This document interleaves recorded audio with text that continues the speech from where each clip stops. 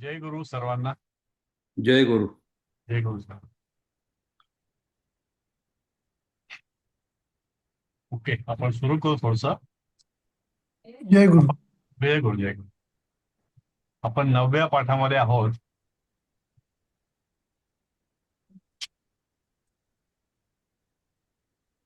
आणि आपण इथे 14वा प्रश्न आपण काल बघत होतो. तुमचा विद्यार्थी शाळेत गेला काय? क्या आपका छात्र स्कूल गया? आणि इथे जे उत्तर दिलं होतं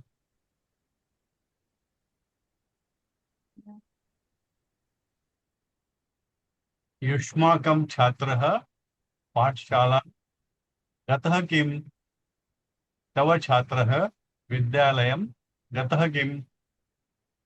म्हणजे प्रश्न इथं युष्माकम आणि तव आपण काल बघितलं होतं.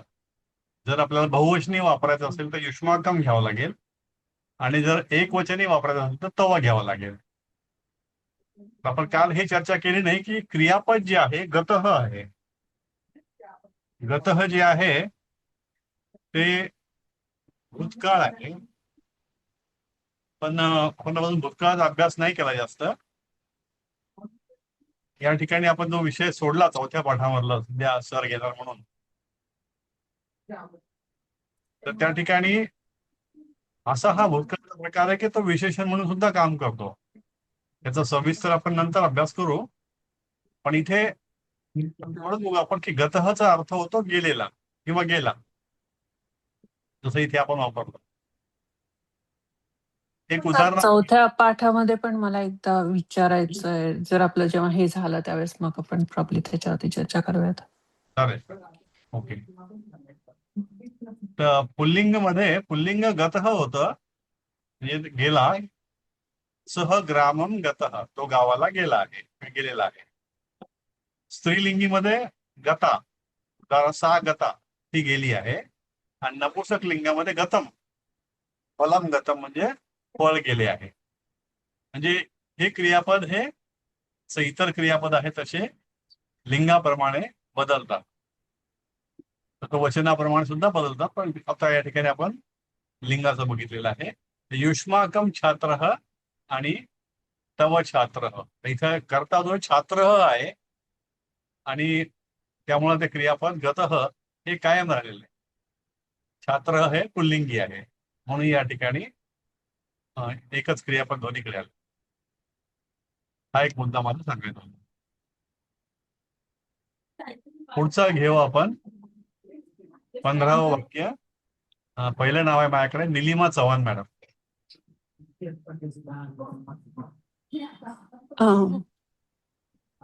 वह घर कब आएगा? हा. सहगृहे कदा. कदा म्हणजे किंवा केव्हा येईल. म्हणजे येईल म्हणजे भविष्य काळामध्ये असल्यामुळे आणि एक वचनी असल्यामुळे आगिष्यमती. सहगृहे कदा आगमिष्यति. आगमिष्यति. हे आगमिष्यति असं नाही वाटलं पाहिजे. ते आग वरती भर दिलाय. आगमिष्यति असं ते आगमिष्यति. मूळ आहे ते गमिष्यति त्यातलं, आणि त्याला आ लागलेला आहे. आगमिष्यति. ओके. आनंद जोशी. भोजनाबरोबर सभोजनेन सधृतं खादती. तो भोजनाबरोबर तूप खातो. आणि मराठी झालं ते, हिंदी घेतलंच नाही त्याने. हिंदी घ्यायचं का? नाही, लिहिलंच नाही ते. हा.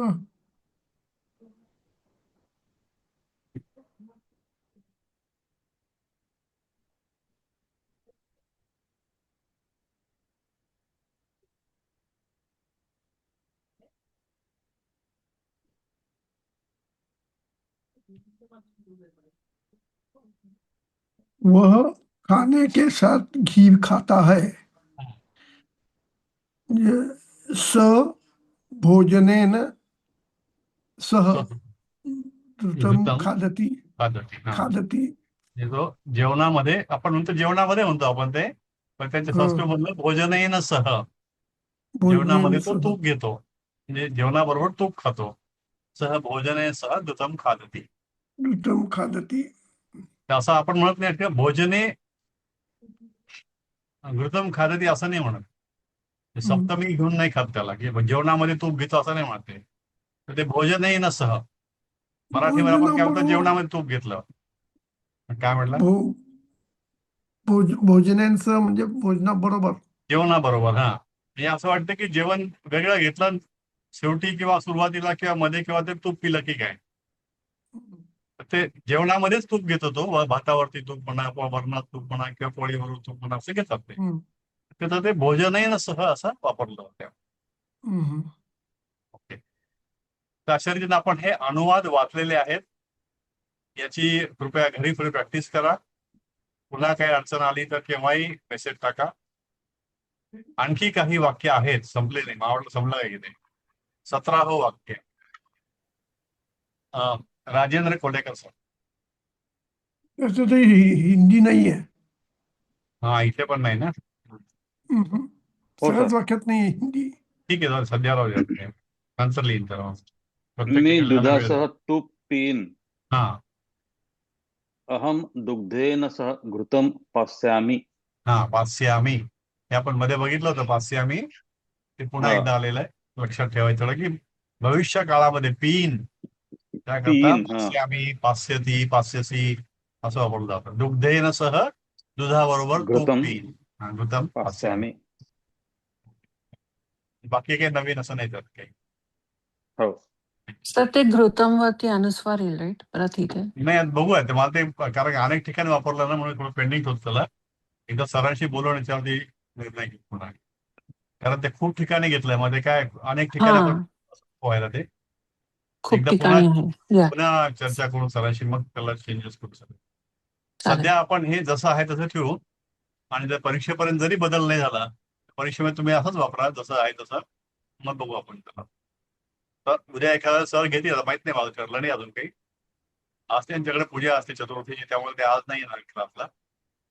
हम्म. हो, आता उद्यापासून जे राहिलंय आपलं ते सुभाषित राहिलेलं आहे. नंतर लोकोक्ती राहिलेलं आहे आणि संधी राहिलेल्या आहेत. तर उद्या सर जर नाही आले तर मग संधी आपण सुरू करू. संधी हा त्या मनाने तसा छोटा आणि सोपा चॅप्टर आहे. कारण सरांना जास्त ते आवडतं घ्यायला की ते सुभाषित घेतील. ते बघूयात ते काय होतं. ओके. आता पुढे आहे स्नेहलताई.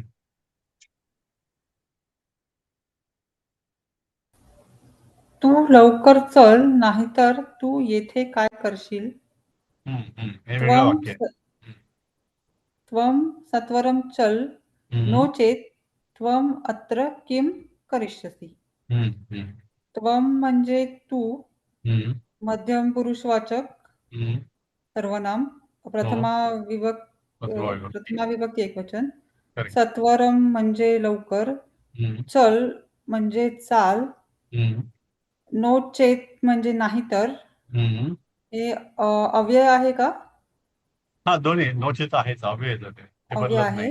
हम्म, त्वं अत्र, तू इथे, हम्म, किम करिष्यसि काय करशील? हम्म, करिष्यसि हे क्रू धातूचं भविष्य काळातलं हम्म, मध्यम पुरुषवाचक हम्म. प्रथम एक पुरुष वचन. एकवचन. एक वचन. हा, छान केलंय. बरं. आता इथे एकच आहे ऑब्झर्वेशन की अर्ध वाक्य वर्तमान काळात आहे, अर्ध वाक्य भविष्य काळात आहे. त्वं सत्वरम चल, तू लवकर चल.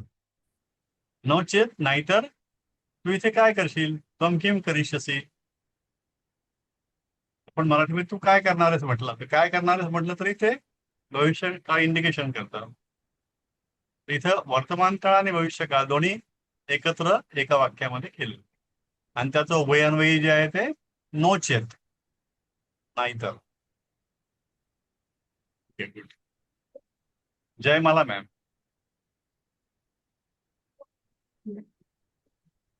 मी सूर्याची पूजा करीन. हम्म, अहम भास्करम अर्चिष्यामि.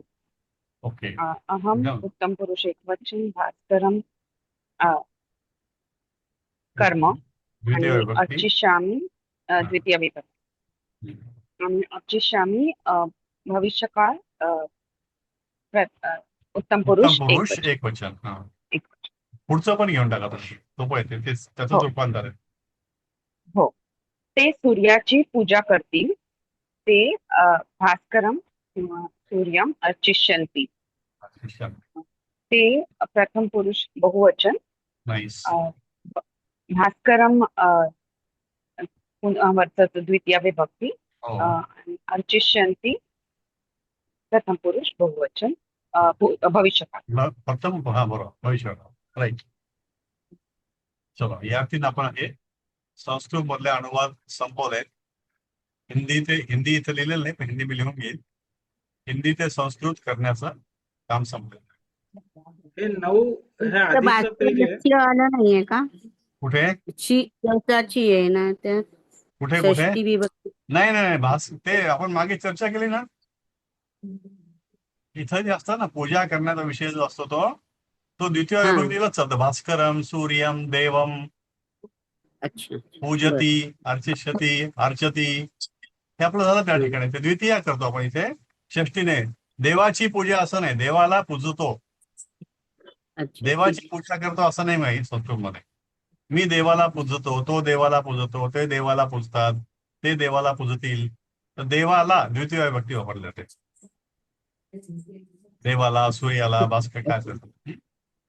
ठीक हा, तुम्ही काय म्हणला सर?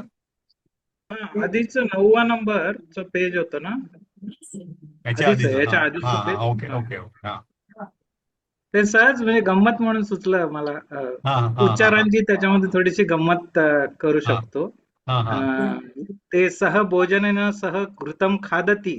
हा. तसा मी विचार केला की तो मिठाबरोबर ताक पितो किंवा मीठ घालून ताक पितो. हा. आहे ना. हा, वाटतं ते वाक्य असं गेलेलं पण असेल एक आपल्याला. माझ्या लक्षात नाही, पण हे बघून मला लवणेन सह तक्रम पिबती. हा एक्झॅक्टली. हा, तर ते सह जोचा उच्चार पहिला सह आहे हा. तो वेगळा आहे आणि पुढचं सह आहे तो वेगळा आहे. हो, म्हणजे हो. इतकं ते बारीक हो, अर्ध्या हो, मात्रेचा आहे. फरक पडतो. नाही, ऍक्च्युली ह्याचा हा. उच्चार जो आहे ना, हे हा. सहच्या ऐवजी ते सहा असंच केलं जातं. सहा हा, भोजन आहे सहा असं. तेच म्हटले. हा, सह स्ट्रिक्टली स्पीकिंग लवणेन सह. ते सवयीने काय होतं, आपोआप ते सह येतं ते. हा. हे सहा भोजन सह घृतम पिबती असं हा, होतं. तेच ते म्हणजे हा. एवढा Yes. बारीक फरक असतो हो, उच्चारामध्ये फरक की असतो. सह येस. लवणेन सह भोजनम सॉरी भोजनम तक्रम खादती, तक्रम पिबती. तक्रम पिबती. हा, येस. लवणेन सह तक्रम पिबती येस. असं ते छान ऑब्झर्वेशन. म्हणजे सहा आणि सह असं ते Yes. पूर्ण. हा, करेक्ट. म्हणजे ते मात्रा मोजण्यासारखं सुंदर, छान. सहज मला सुचलं. नाही, चांगलं आहे. तुमचं ऑब्झर्वेशन छान असतं. आता इथे जे ना आपण एक शब्द 21 शब्द आहेत हे.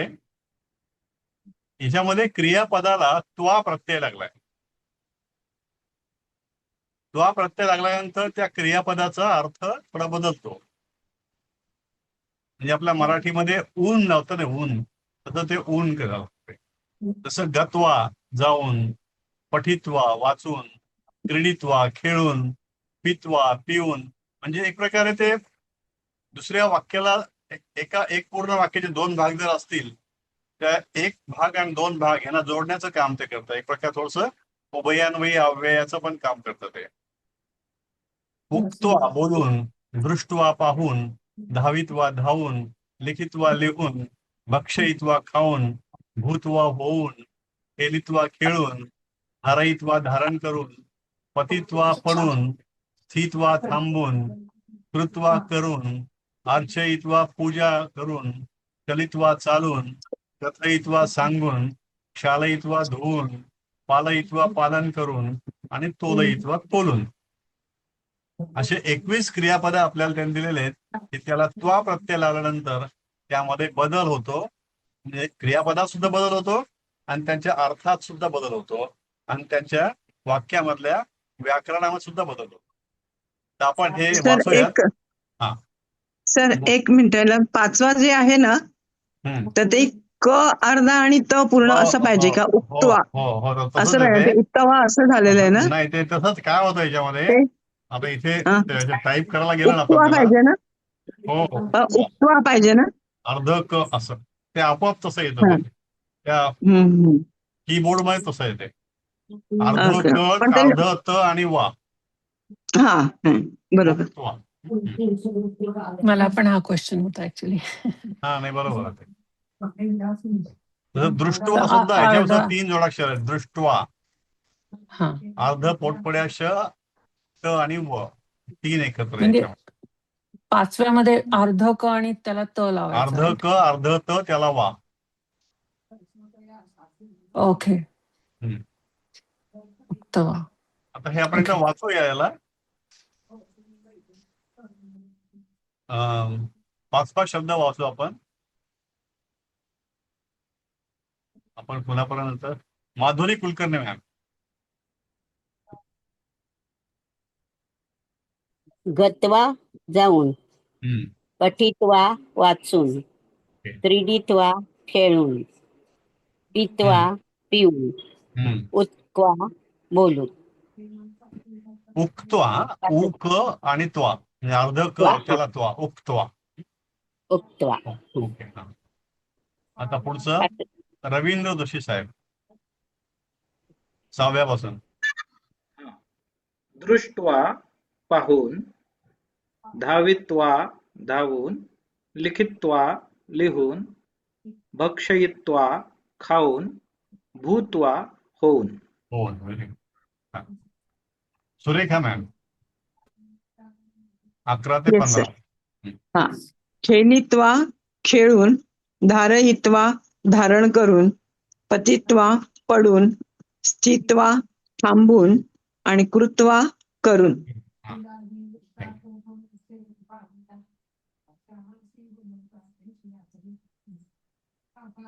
शुभदा कुलकर्णी खूप दिवसांनी आला तुम्ही. हा मी आता तेच म्हणणार होते, मी वाचू का? 16 ते घरी थोडं हो ठीक घरी आहे. थोडे पाहुणे वगैरे आले होते, मी तुम्हाला ओके. मेसेज केलेला. हो का अच्छा ओके हा. 16 ते 21. अर्चयित्वा पूजून, चलित्वा चालून, कथयित्वा सांगून, क्षालयित्वा धुवून, पालयित्वा पालन करून आणि तोलयित्वा तोलून. बोलून मोजून. ओके.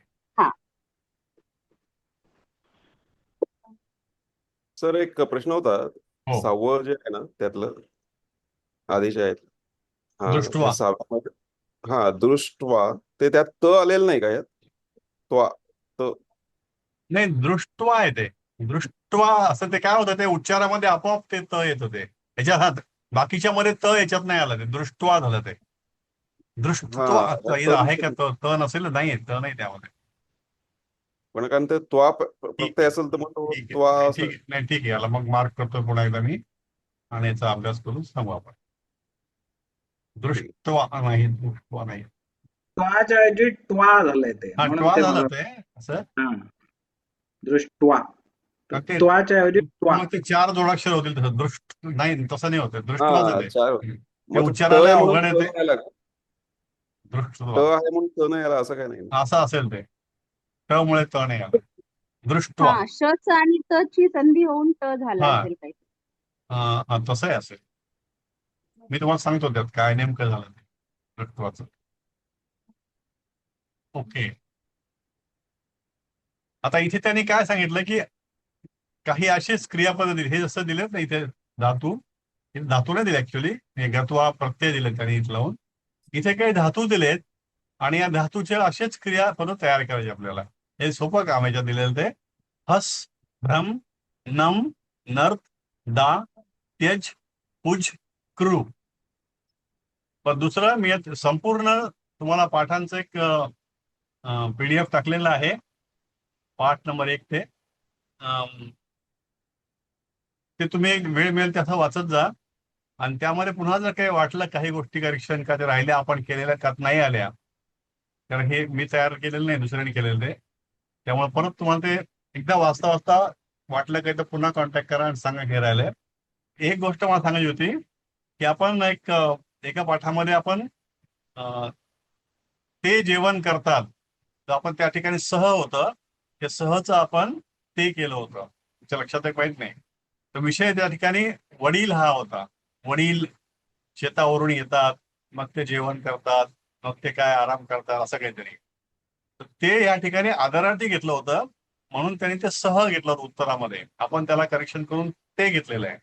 तर तुम्ही परीक्षेमध्ये जर आयसोलेटेड तसं वाक्य आलं की ते जेवण करतात किंवा ते नंतर जेवण करतील, तर त्या ठिकाणी तुम्ही ते वापरलं तरी चालेल किंवा याच्या संदर्भात सह जरी वापरलं तरीही चालेल त्या ठिकाणी.